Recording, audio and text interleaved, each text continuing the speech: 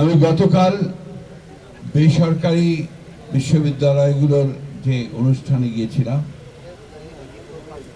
সেখানে একজন মা, তার একমাত্র পুত্র, তিনি নিজে একজন হাসপাতালের নার্স, তিনি একটা বক্তব্য রেখেছিলেন। ওই বক্তব্যটা আমি ভুলতে পারছি না। তিনি দীর্ঘক্ষণ ধরে আহাজারি করে কেঁদে কেটে একটা কথাই বলছিলেন, যে ছেলেটাকে দেখে আমি স্বপ্ন দেখেছি, আমার পরিবারের স্বপ্ন দেখেছি, আমার ভবিষ্যতে সেই ছেলেটাকে ওরা কেড়ে নিয়ে গেছে,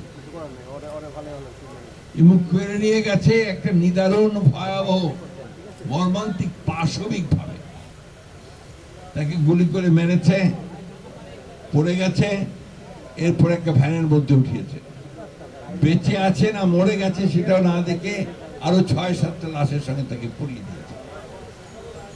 চিন্তা করতে পারেন, একটা স্বাধীন দেশের নাগরিক আমরা 19৭১ সালে যুদ্ধ করেছিলাম একটা স্বাধীন দেশের জন্য। সেই দেশের পুলিশ প্রশাসন, যারা আমার রাষ্ট্রের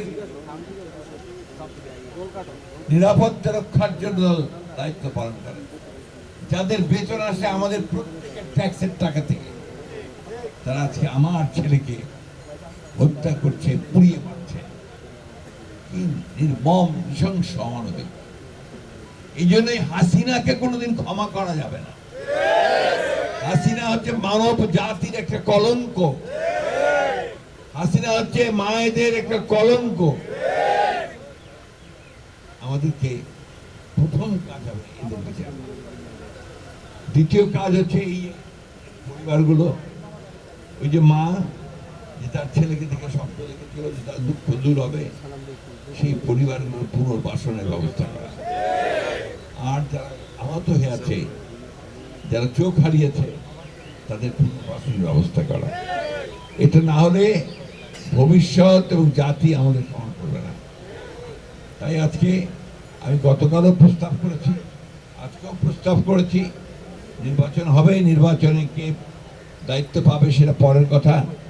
আমরা আমাদের দলের পক্ষ থেকে আমি আজকেই আমি ভারপ্রাপ্ত চেয়ারম্যান মহোদয়কে বলবো যে আমরা দলের পক্ষ থেকে একটা ফান্ড রেজ করব।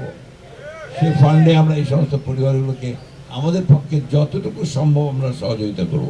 ইতিমধ্যে আমাদের ভারপ্রাপ্ত চেয়ারম্যান সাহেব এই যে আমরা বিএনপির পরিবার, তাদের মাধ্যমে কিন্তু তিনি এই কাজটি করছেন।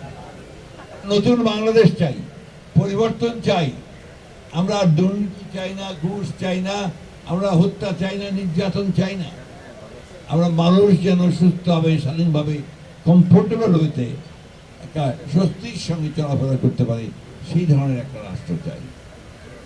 আমরা অত্যন্ত আশান্বিত আমাদের চেয়ারম্যান যারা ভারপ্রাপ্ত চেয়ারম্যান যারা তারেক রহমান সাহেব সেই লক্ষ্যে এগিয়ে নিয়ে যাচ্ছেন, এবং আশা করি আগামী দিনের যে নির্বাচন প্রতিশ্রুতিবদ্ধ হয়েছেন এই কেয়ারটেকার সরকার, যে 26 ফেব্রুয়ারির মাঝামাঝি সময় নির্বাচন হবে, সেই নির্বাচনের মধ্য দিয়ে আমরা জনগণের সরকার তৈরি করতে পারব, যে সরকার আমার এই শহীদদের তাদের মূল্যায়ন করবেন, তাদের মর্যাদা দেবেন, একই সঙ্গে যে জনতারা সংগ্রাম করেছেন বাংলাদেশে একটা গণতান্ত্রিক রাষ্ট্র প্রতিষ্ঠা করবার সব রকম